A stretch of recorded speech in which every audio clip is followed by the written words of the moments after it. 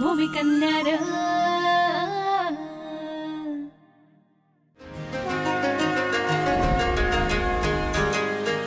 मला माहिती आहे तुम्ही माझ्या पाठीशी आहात. आता यांची माझी भेट नक्की होईल ना. दुष्काळ ना रोगराई तरी पण कशी होत आता तुम्ही एवढी महागाई करता? अहो मॅडम, शेतात 4 महिने लागतात पिकवायला. अहो त्यात पुन्हा शेतातून इकडं शहरात आणायची, त्यात गाडी भाडं. अहो तुम्ही सगळ्यांचा हिशोब करून मला सांगा, आता ही जोडी तुम्हाला कितीला द्यायची? अहो 10 रुपयाला द्या की. अहो काय चेष्टा करता का काय तुम्ही? अहो मॅडम, 10 रुपयाला तुम्हाला दिल्यावर मी शेतकऱ्याने काय खायचं? मग कितीला देणार? हे बघा, तुमचं पण राहू द्या आणि माझं बी राहू. 40 ला घेऊन टाक. 40? नाही नाही, 20 ला द्या. आता अहो 20 ला द्याला. हे काय कालची भाजी आहे वय? हे बघा की एकदम ताजी ताजी भाजी आहे. अहो पाणी बिनी मारलेलं नाही. तरी पण काय झालं, मी 20च देणार. अहो ताई, ते काही जास्त भाव नाही सांगत. 40 रुपये भाव लावलाय, त्या मानाने तर 60 रुपये लावला पाहिजे. तेव्हा कुठे जाऊन हिशोब बसेल त्याचा. अहो त्यांना काय जातंय सांगायला, ते काय पण भाव लावतात. काय जातंय? अहो या की कधी शेतात, मग कळेल. त्यासाठी किती घाम गाळावा लागतो, किती कष्ट करायला लागतात. अहो रात्री अपरात्री उठून शेताला पाणी द्यायला जायला लागतं. ही चुकाटा म्हणायची सोय नाही की फ्यूज लावता येत नाही म्हणायची सोय नाही. जीव मुठीत घेऊन जावंच लागतं. तुमच्या शहरातल्यांचं काय हो, तुम्हाला 3 फेज लाईट असते 24 तास. पण आमच्या शेतकऱ्यांच्या नशिबात नाही. आमच्या नशिबात हाय बरं, पण रात्रीचे 12 ते पहाटे 6 पर्यंत.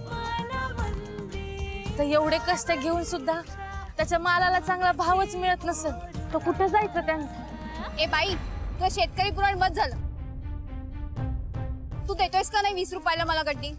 आमचं ते पुराण आणि तुमचं ते काय? बरं मला सांगा, मॉल मध्ये गेलात तेव्हा म्हणता का 5,000ची गोष्ट 2,000ला द्या? नाही ना. मग इथं कशाला भाव कर? मी या भाजीवाल्याशी बोलतेय ना, तू कशाला का मध्ये बोलते? अहो तुम्ही रागवू नका, ना काही भांडत नाही तुमच्याशी. तू देतोयस का नाही मला 20 रुपयाला गड्डी? हे बघा ताई, मला खरंच परवडत नाही. तू काही एकटाच नाहीयेस मार्केट मध्ये, मी दुसरीकडून घेते भाजी.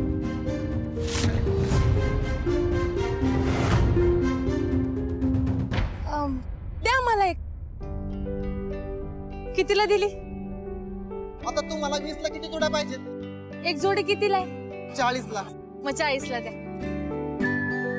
काय मॅडम, आता कोणी 5 ला मागतंय, कोणी 10 ला मागतंय, पण तुम्ही कुठलाही भाव न करता डायरेक्ट 40 ला मागताय. कमाल आहे. कारण मला माहिती आहे ना, हे पीक घ्यायला तुम्ही किती कष्ट केले असतील. शेवटी एक शेतकऱ्याचं दुःख एक शेतकरीच समजू शकतो. घ्या. हे घ्या. ठीक आहे, 10 रुपये या. बरं मला हा पत्ता सांगता का जरा? पत्ता?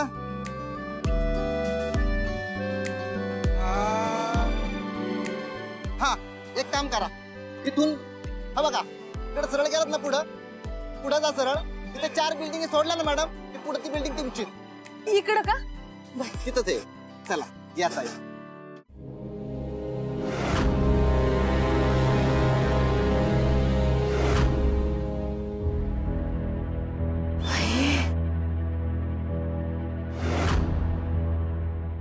ओ मॅडम, मॅडम कुठे कुठे चालला? ते माझ्या मिस्टरांना भेटायला आले मी. बरं, नाव सांगा. हर्षवर्धन घोरपडे. ह्या नावाने इथं कोणीच राहत नाही मॅडम. अहो नाही, मला पत्ता इथलाच दिलाय. त्यांचे मित्र राहतात इथं. नाही नाही, हे नाही राहत इथं. तेच सांगते ना, आमचे हे नाही राहत इथं, त्यांचे मित्र राहतात. त्यांना भेटायला मी इथं आले. मग एक काम करा, त्यांना फोन लावा आणि मला बोलायला द्या. मी लय वेळा लावला हो, पण त्यांचा फोन नाही लागत. मग तुम्हाला नाही जाता येणार. या तुम्ही.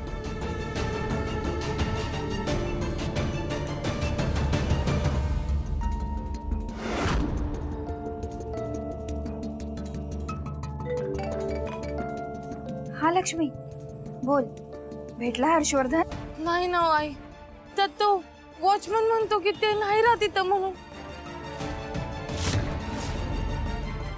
कुठं शोधू यांना काहीच कळत नाही. हो का? अरे देवा. अगं नाही, मला पण दुसरा पत्ता माहिती नाही. कदाचित ना त्याचा मित्र तिथून सोडून गेला असेल आणि हर्षवर्धनला माहिती नसेल ते, म्हणून हा सगळा गोंधळ झाला. आता काय करायचं ग लक्ष्मी? आता काय करणार ग तू? काय कळत नाही. त्यात हे शहर इतकं मोठं आहे ना की बस. एकावर एक माळे असलेली घर आहेत इथं. बघितलं तरी भीती वाटते मला. त्यात यांचा पत्ता नाही. कुठं शोधू, काय करू काहीच कळत नाही. फोन बी लागत नाही यांचा. ए बाळा, तू आधी शांत हो बघू. तू एक काम कर, त्या ट्रस्टीच्या ऑफिसला तू जा. तोपर्यंत मी हर्षवर्धनला फोन लावते. तो जिथे असेल ना तिथून तुला घेऊन जाईल. हा हो चालेल, तेच करते. ठेवू का? ठीक आहे.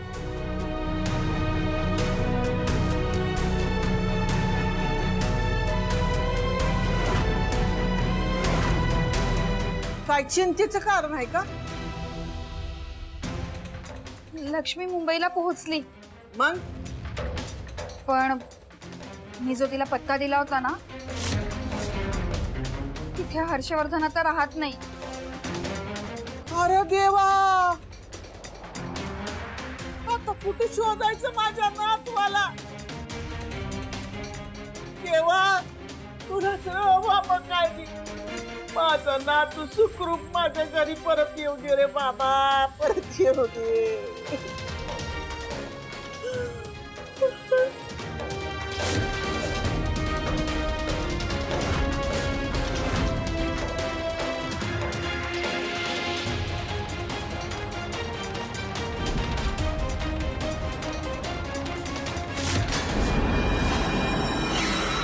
अगं झाला का नाही चहा? उशीर होतोय जायला. आणू राहिले जा. का ग प्रियंका, माणूस बोलत नाही म्हणून मनाला येईल तसं वागती का ग तू? अगं तिथं शेण काढायचं राहिलंय, त्याला तर कधी हातच लावित नाही. दळणं दळायचे, जनावरांची दावण झाडायची मी तशीच ठेवली. अगं याच्यातलं एखादं तरी काम कर. सगळे काम का मीच करू का? मी तुमच्या घरी शेण काढायला आणि झाडणं पुष्ट करायला नाही आले. बर बाई, मग स्वयंपाक तरी कर. आता काय काय करायचं मी? नाही म्हणजे इथं कामं करायची ती करायची, परत तिकडे जाऊन सावकारणीच्या घरी बी कामं करायची कर्ज फेडायला. तुझ्या नवऱ्याला आम्ही सांगितलं होतं का कर्ज काढायला? हा वय, तुम्ही जर बिझनेसला मला पैसे दिले असते कशाला काढलं असतं कर्ज मी? कर्ज काढलं ना, मग आता कुठं गेला बिझनेस? व्यवहारातलं काय कळणं न वळणं, चालले आपले बिझनेस करायला. चांगलं शिक म्हणलं तर शिकला नाही, आणि आता लोकांकडून पैसे उचलले आणि केले दुसऱ्याच्या हवाली. माझ्या बहिणीला काय बोलायचं नाही.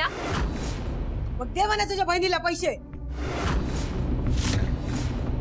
जा तेव्हा आम्हाला काय भांडतीस ग तू? बघा बघा तुमची आई माझ्याशी कशी बोलती ती बघा जरा. आई तिला काय बोलायचं नाही. कमून बोलायचं नाही रे? आ कमून बोलायचं नाही? अरे हे काही बोलत नाहीत, काही म्हणत नाहीत, म्हणून तुम्ही दोघं जण तुमच्या मनाला येईल तसं नाचायला लागले. लईच नाटकं वाढले तुमच्या दोघांचे. आम्ही नाचवतोय तुम्हाला? काय पण काय बोलताय? उलट तुम्ही आणि तुमची पोरगी मिळून आम्हाला दोघांना नाचवताय.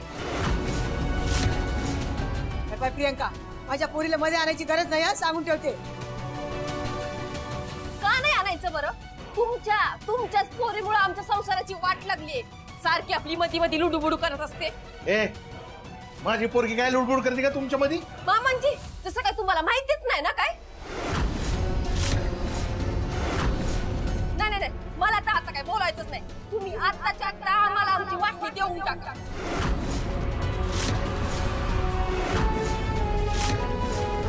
आणि जोवर आम्हाला आमची वाटणी मिळत नाही ना, तोवर काय मी इथं उठायची नाही.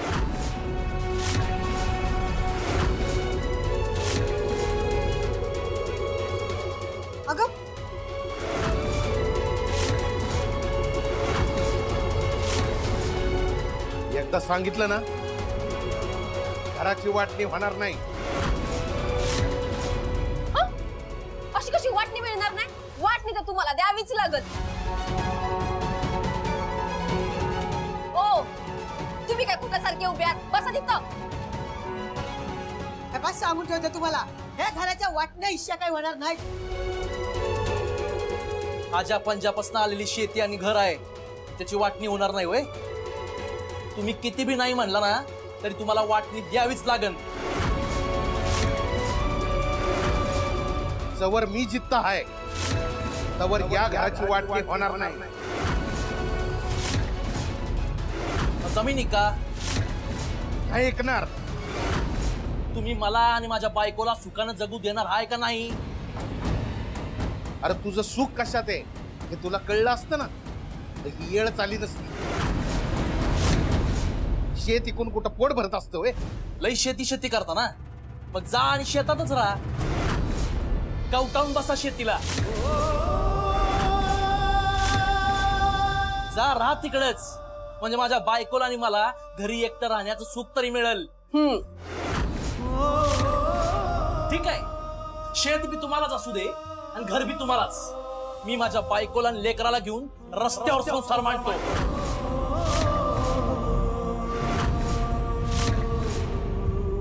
चल गा. अरे ए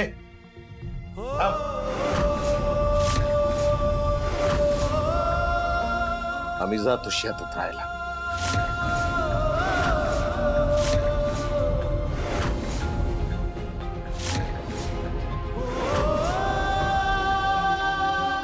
तुम्ही राहा इथं. चल कुसुम.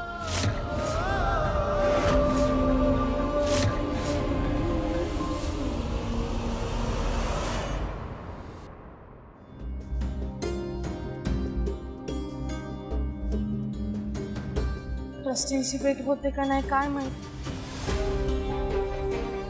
काही करून ट्रस्टींशी भेट झालीच पाहिजे. कुणाला फोन लावते? माझ्या नवऱ्याला फोन लावते. लागेल लागेल लागेल लागेल. गणपती बाप्पा मोरया.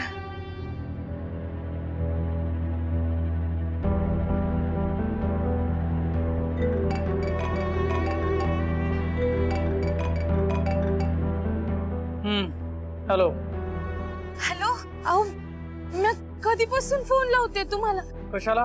तुमचा फोनच लागत नव्हता.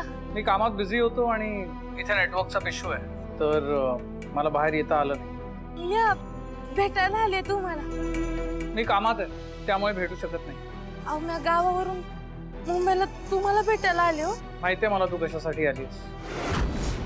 माझं नाव पुढे करून तू स्वतःचं काम करतेस ना. हुशार आहेस.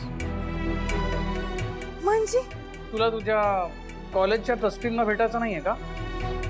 मला आईचा मेसेज आला होता, तिने सांगितलं मला तू तुझ्या ट्रस्टींचं काम आटप आणि गावाकडे निघून जा. मला शोधत बसू नकोस, मी सापडणार नाही तुला. अहो पण मी. हॅलो ऐका ना. हॅलो.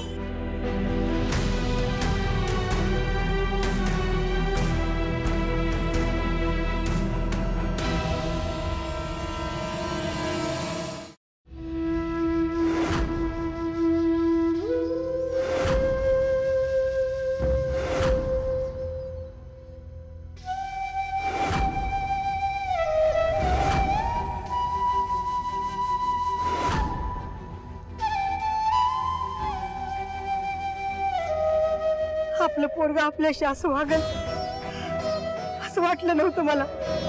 तसं मनानं वाईट नाही ग आपलं पोरग, जरा कानाने हलका आहे बस.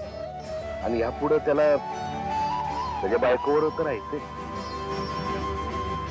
आपलं काय आज आहे उद्या नाही. आपण गेल्यावर कसं होणार त्याच उद्या? काय होणार?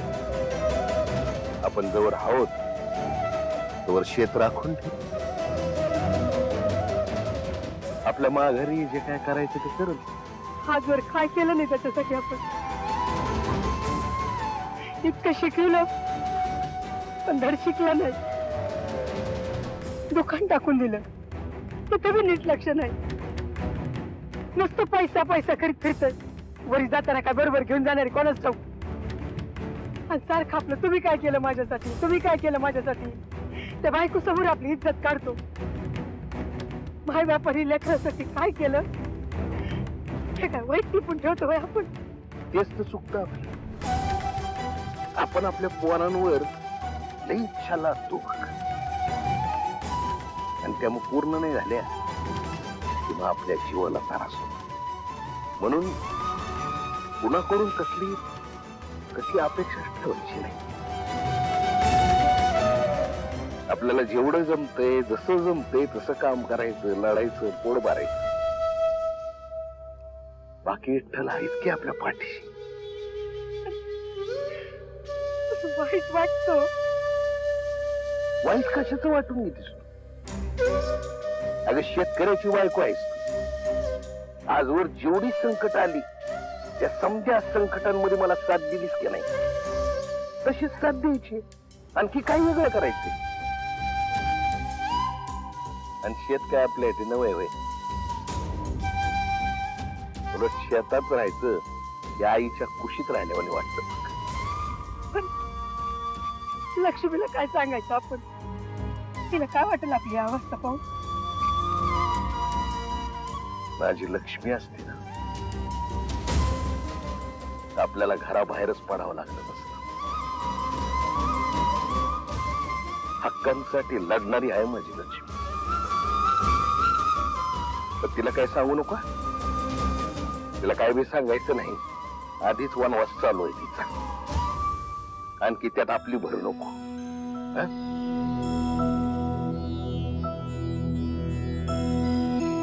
सर प्लीज अशी कशी परवानगी देऊ मी? आधीच पेपर फुटीचं प्रकरण गाजतंय बाहेर.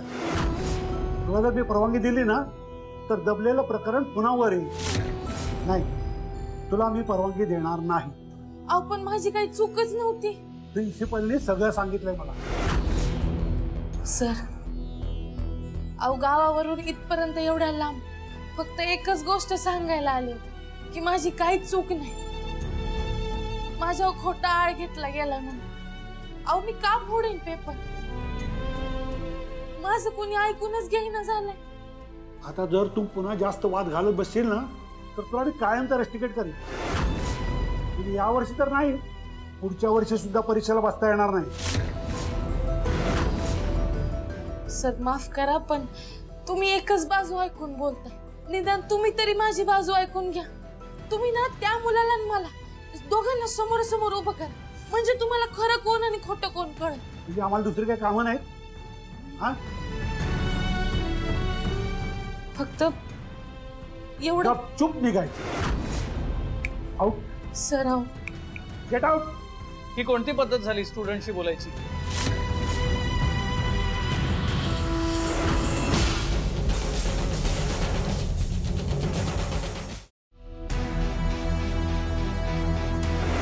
एक स्टुडंट तुमच्याकडे तिचे प्रॉब्लेम्स घेऊन गावावरून आली आणि तिचं ऐकण्याच्या ऐवजी तुम्ही तिला बाहेर जायला सांगताय. तुमच्या अशा वागण्यावरून तिच्या मनस्थितीवर काय परिणाम होईल याची आयडिया आहे तुम्हाला? ज्या कॉन्फिडन्सने ही स्टुडंट तुमच्याकडे आली त्या कॉन्फिडन्सला तुम्ही नष्ट करताय. पेपर फुटीचा आरोप आहे तिच्यावर. नशीब समजा हे प्रकरण आम्ही दाबलं म्हणून, नाहीतर आज जेलची हवा खाल्ली असती. अहो पण सर तुम्ही पोलीस कंप्लेंट करायला हवी होती. आम्ही पोलीस कंप्लेंट मुद्दाम केली नाही, कारण त्यात विद्यार्थ्यांचं नुकसान होईल म्हणून आम्ही शांत बसलो. त्यासाठी की तुमच्या कॉलेजची बदनामी होऊ नये म्हणून? म्हणजे सर जर तुम्ही चौकशी केली असती तर खरं काय खोटं काय सगळं समोर आलं असतं ना. फक्त संशयामुळे तुम्ही हिला कॉलेजमधून बाहेर काढलं हे चुकीचं आहे. हे बघा सर, जे झालंय ते पुरेसं आहे. मला वाटतं आपण अजून या प्रकरणाला ताणू नये. तिला तिची शिक्षा मिळाली आहे, तिचं वर्ष वाया जाऊ नये असं मला वाटतं. मला हे सगळं विचारणार तुम्ही कोण? हर्षवर्धन घोरपडे. जी घोरपडे फॅमिली या कॉलेजला डोनेशन देते त्या तारा अक्का घोरपडेचा नातू आहे.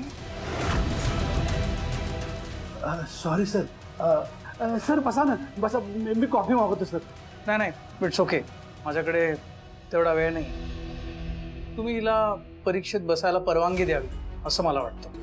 तुम्ही फोन करून सांगितलं असतं तरी चाललं असतं. परवानगी दिली समजा. तुम्ही येण्याची उगीच तसदी घेतली सर. एक मिनिट सर, मी सांगतोय म्हणून तुम्ही तिला परीक्षेला बसायला देऊ नका.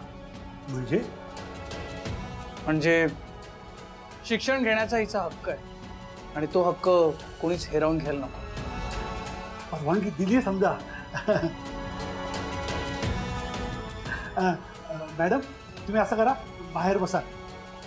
तुम्हाला थोड्याच वेळात लेटर मिळेल आणि मग बिनधास्त परीक्षा द्या.